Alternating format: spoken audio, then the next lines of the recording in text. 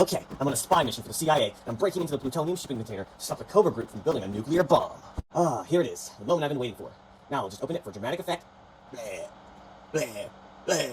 Dun dun dun dun dun dun dun dun dun dun dun dun dun.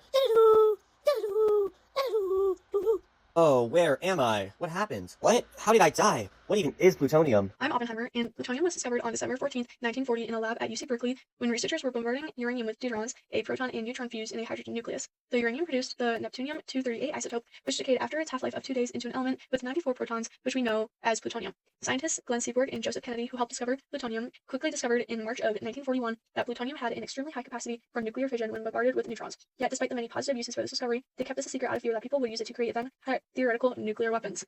But why was it such a groundbreaking discovery? And what were they so afraid of? I'm Mary Curie, and to answer that question, we must first understand why plutonium is useful. Upon its discovery, people noticed that it had many advantageous traits within its physical characteristics, specifically regarding its large variation in its hardness, ductility, and melting point based upon the crystal structure it exhibits. Oppenheimer stated, one could actually take advantage of plutonium's peculiar properties, and we did, but they were very hard to get straight in adequate amounts. What he meant by that was that unique characteristics of plutonium allow it to be very useful for fission. When scientists in Russia conducted a study on the use of plutonium as nuclear power, their conclusion surmised that plutonium is necessary for fission due to its high regeneration rate and its ability to work with uranium-235. Its low cost, accessibility, and overall simple model made it an ideal choice for fuel. Well, that seems great. I don't see any problems with that.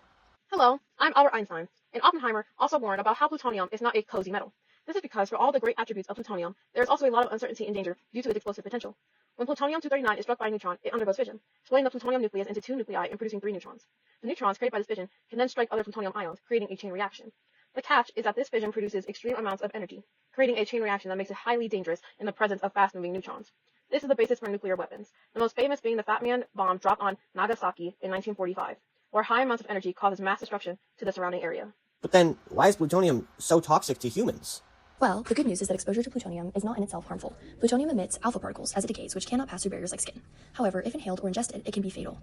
Inhalation can cause the plutonium to lodge in the lung tissue, where the alpha particles that are emitted by its decay can kill lung cells. Okay, but a lot of these plants were shut down years and years ago. Even Rocky Flats near DU was shut down all the way back in 1992. Why are people still talking about this? Well, because plutonium doesn't decay that fast. The half-life of plutonium manufactured at these plants is about 24,000 years. That means that for the plutonium concentrations in the soil around Rocky Flats to be reduced to 1% of their original amount, it would take 159,000 years. Think about that for a second. 159,000 years ago, the first Homo sapiens were walking in Africa, and the world was covered in sheets of glacial ice. It will take that long from now for just 99% of the plutonium in our soil to decay. The Board of Radioactive Waste Management even stated that many of these sites of plutonium manufacture will never be cleaned up to the point where they can be released for unrestricted use.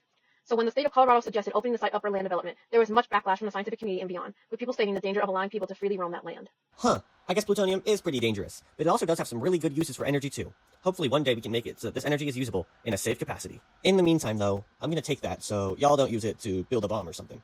Peace!